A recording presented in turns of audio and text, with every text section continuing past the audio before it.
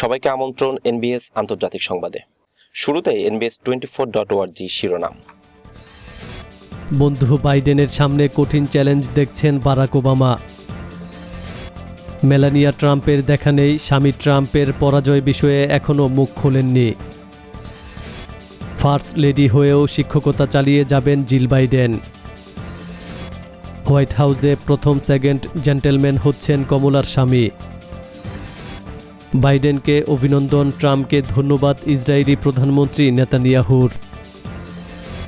ইরানের কাছ থেকে ফোন কল পাওয়ার আকাঙ্ক্ষা ট্রাম্পের পূর্ণ হল না। বাংলাদেশ ভারত সীমান্তে গরু পাচারের মূল হোতা এনামুল হক দিল্লিতে সিবিআইয়ের হাতে গ্রেপ্তার। এবং সবশেষে জানাবো, আন্তর্জাতিক আইন লঙ্ঘন ছিল ট্রাম্পের মূলনীতি, বললেন ইরানের ভাইস প্রেসিডেন্ট। দর্শক, এতক্ষণ শুনছিলেন শিরোনাম, এবার বিস্তারিত।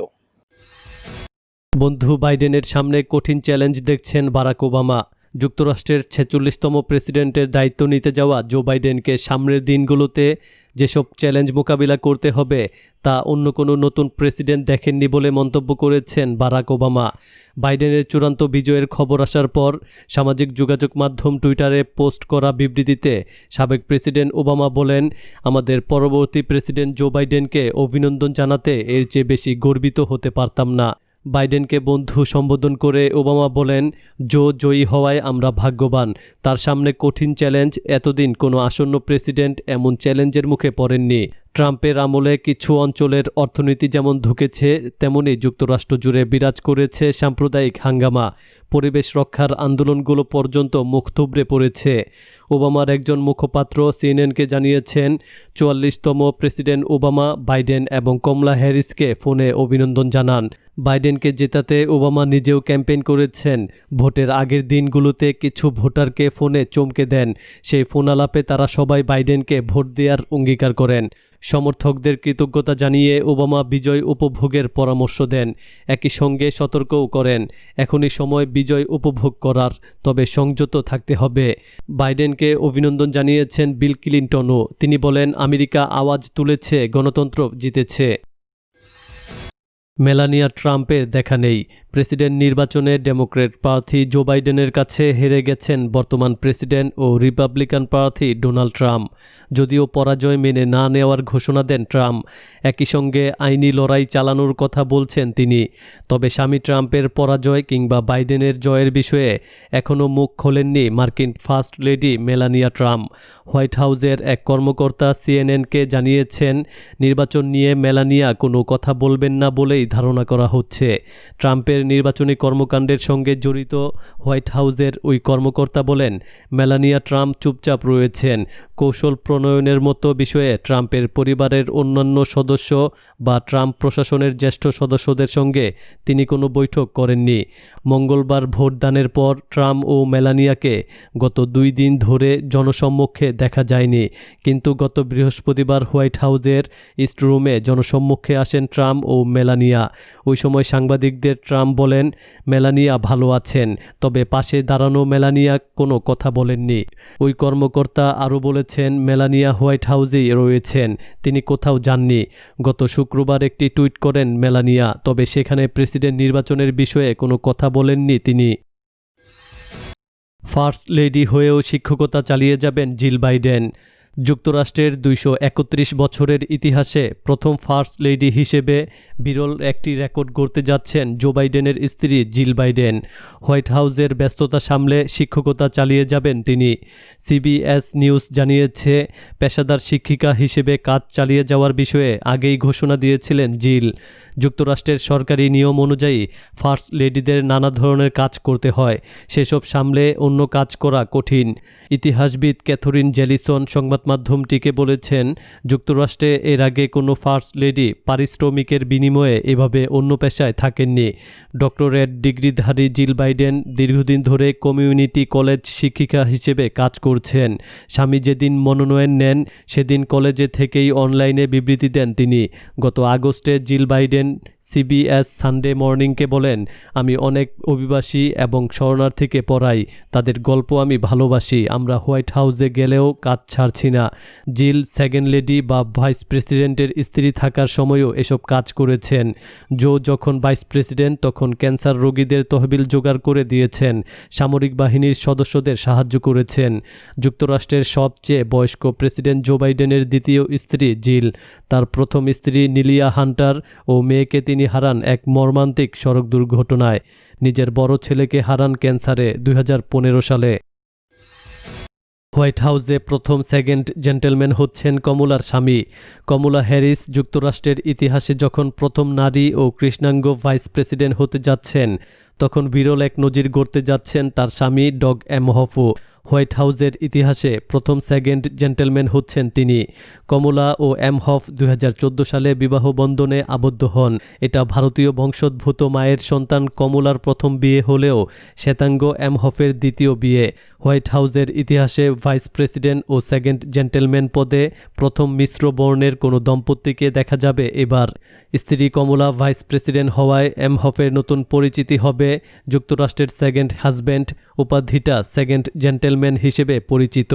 তবে এই দুয়ের মধ্যে এমহফ কোনটি বেছে নেবেন তা এখনও ঠিক করা হয়নি। ঐতিহ্যগতভাবে যুক্তরাষ্ট্রের প্রেসিডেন্ট ও ভাইস প্রেসিডেন্টের স্বামী স্ত্রীরা পারস্পরিক সমর্থন ও স্বাধীনতার একটি ভারসাম্য রক্ষা করে চলেন।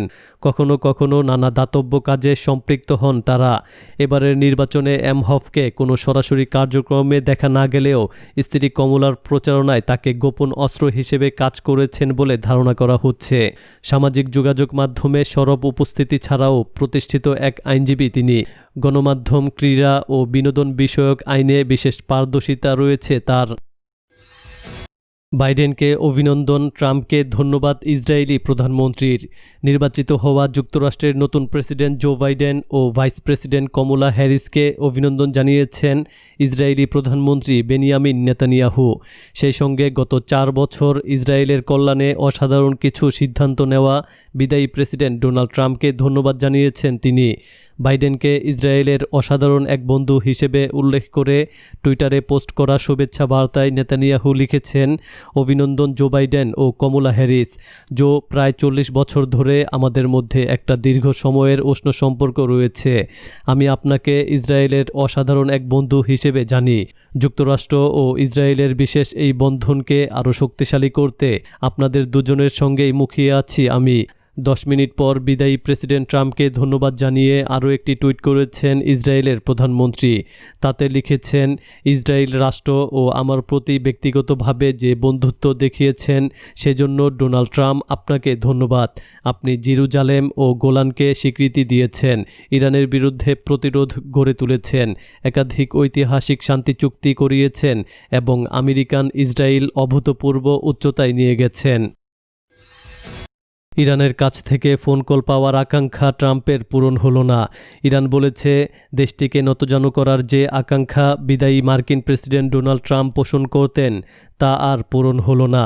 তেহরান আরও বলেছে, ইরানের কাছ থেকে একটি টেলিফোন কল পাওয়ার মনোবাসনা বুকে চেপে ট্রাম্পকে ক্ষমতা থেকে বিদায় নিতে হলো। জো বাইডেনকে মার্কিন প্রেসিডেন্ট নির্বাচনে বিজয়ী ঘোষণা করার পর শনিবার রাতে লন্ডনে নিযুক্ত ইরানি রাষ্ট্রদূত হামিদ বাইদি নেজাত এক টুইটার বার্তায় কথা বলেন। তিনি বলেন, ঘৃণা ছড়ানো ছাড়া যে ব্যক্তির আর কোনো কাজ ছিল না, শেষ পর্যন্ত তার রাজনৈতিক জীবনের অবসান হয়েছে।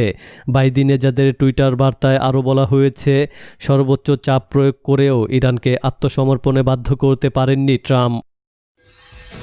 বাংলাদেশ ভারত সীমান্তে গরু পাচারের মূল হোতা দিল্লিতে সিবিআইয়ের হাতে গ্রেপ্তার। বাংলাদেশ ভারত সীমান্ত দিয়ে গরু পাচারের মূল হোতা ভারতীয় নাগরিক এনামুল হককে দিল্লিতে গ্রেপ্তার করেছে central bureau of investigation CBI. দীর্ঘদিন যাবৎ সীমান্ত এলাকায় গরু পাচার করে আসছিলেন তিনি। এনামুল হক নামের ওই ব্যবসায়ী মুর্শিদাবাদের বাসিন্দা ও বাংলাদেশ গরু পাচার সিন্ডিকেটের মূল হোতা এমন অভিযোগের ভিত্তিতে তাকে গ্রেপ্তার করা হয়। এর আগেও ভারতীয় সীমান্তরক্ষী বাহিনী বিএসএফের এক কর্মকর্তাকে ঘুষ দেওয়ার মামলায় তাকে গ্রেপ্তার করা হয়েছিল। ঘুষ মামলায় গ্রেপ্তার বিএসএফ কমান্ড্যান্ট জিবু ডি ম্যাথিউয়ের আয়ের সঙ্গে অসঙ্গতিপূর্ণ অর্থের উৎস খুঁজতে গিয়ে এনামুল হক এবং তার গরু পাচার সিন্ডিকেটের কথা জানতে পারে সিবিআই। আন্তর্জাতিক সীমান্ত পার করে বাংলাদেশে গবাদি পশু পাচারে সহায়তার বিনিময়ে এনামুলের সিন্ডিকেটের কাছ থেকে বিপুল অঙ্কের টাকা পেয়েছিলেন জিবু। তাকে জেরা করেই সিবিআইয়ের গোয়েন্দারা জানতে পারেন জিবু ছাড়াও মালদহ এবং মুর্শিদাবাদে কর্মরত একাধিক বিএসএফ কর্মকর্তা এবং বিএসএফের দক্ষিণবঙ্গ ফ্রন্টিয়ারের একাধিক শীর্ষ কর্মকর্তা এনামুলের পাচার সিন্ডিকেটের কাছ থেকে বিপুল পরিমাণ অর্থ পেয়ে থাকেন। সেই সূত্র ধরেই গত সেপ্টেম্বর মাসে সিবিআই কলকাতা শাখা কার্যালয়ে গবাদি পশু পাচার বিষয়ে আলাদা একটি মামলা করে তদন্ত শুরু করে। তল্লাশি চালানো হয় সতীশ কুমার নামে এক বিএসএফ কর্মকর্তার কলকাতার বাড়িতে। মামলাটিতে সতীশ ছাড়াও অভিযুক্ত করা হয়েছে এনামুল হক, সতীশের ছেলে এবং এনামুলের কয়েকজন সহযোগীর বিরুদ্ধে। সতীশের বাড়ির পাশাপাশি ওই দিন এনামুলের বাড়িতেও তল্লাশি চালায় সিবিআই।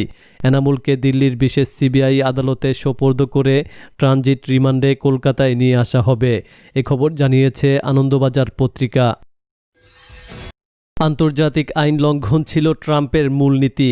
ইরানের প্রথম ভাইস প্রেসিডেন্ট ইসহাক জাহাঙ্গীরি বলেছেন, আন্তর্জাতিক আইন লঙ্ঘন ও সন্ত্রাসবাদের প্রতি সমর্থন ছিল বিদায়ী মার্কিন প্রেসিডেন্ট ডোনাল্ড ট্রাম্প প্রশাসনের মূলনীতি। তিনি ট্রাম্পের আন্তর্জাতিক আইন লঙ্ঘনের উদাহরণ হিসেবে প্যারিস জলবায়ু চুক্তি এবং ইরানের পরমাণু সমঝোতা থেকে বেরিয়ে যাওয়ার কথা উল্লেখ করেন। আমেরিকার প্রেসিডেন্ট নির্বাচনে ডেমোক্র্যাট প্রার্থী জো বাইডেনকে বিজয়ী ঘোষণা করার পর রোববার ভোরে এক টুইটার বার্তায় জাহাঙ্গীরি এই মন্তব্য করেন। তিনি বলেন, ট্রাম্প ইরানের বিরুদ্ধে অমানবিক অর্থনৈতিক নিষেধাজ্ঞা আরোপ করেছেন। ইরানের ভাইস প্রেসিডেন্টের টুইটার বার্তায় বলা হয়েছে, আমেরিকার প্রেসিডেন্ট নির্বাচনের ফলাফল ঘোষিত হওয়ার পর শেষ পর্যন্ত ট্রাম্প ও তার প্রশাসনের যুদ্ধকামী ও হঠকারী শাসনের অবসান হয়েছে। তিনি আরও লিখেছেন, ইরানি জনগণ ট্রাম্পের সর্বোচ্চ চাপ প্রয়োগ নীতির বিরুদ্ধে রুখে দাঁড়িয়ে ধৈর্যের চরম পরাকাষ্ঠা দেখিয়েছে। তবে ট্রাম্পের এই নীতির কারণে তাদেরকে যথেষ্ট কষ্ট সহ্য করতে হয়েছে। ইরানি রোগীরা অনেক ওষুধ ও চিকিৎসা সামগ্রী থেকে বঞ্চিত হয়েছে এবং তারা তাদের বীর সেনানী জেনারেল কাসেম সুলাইমানিকে হারিয়েছে। এসব কথা ইরানি জনগণ কোনোদিনও ভুলবে না। ইসহাক জাহাঙ্গীরি তার টুইটার বার্তার শেষাংশে বলেন, নয়া প্রশাসনের শাসনামলে আমেরিকার এই ধ্বংসাত্মক নীতির অবসান ঘটবে এবং দেশটি আন্তর্জাতিক সকল চুক্তিতে প্রত্যাবর্তন করে জাতিগুলোর অধিকারের প্রতি সম্মান দেখাবে বলে আমরা আশা করছি। দর্শক, এই ছিল এখনকার মতো। আমাদের পরবর্তী সংবাদ দেখার আমন্ত্রণ জানিয়ে বিদায় নিচ্ছি আমি শফিউল আলম আরাফ।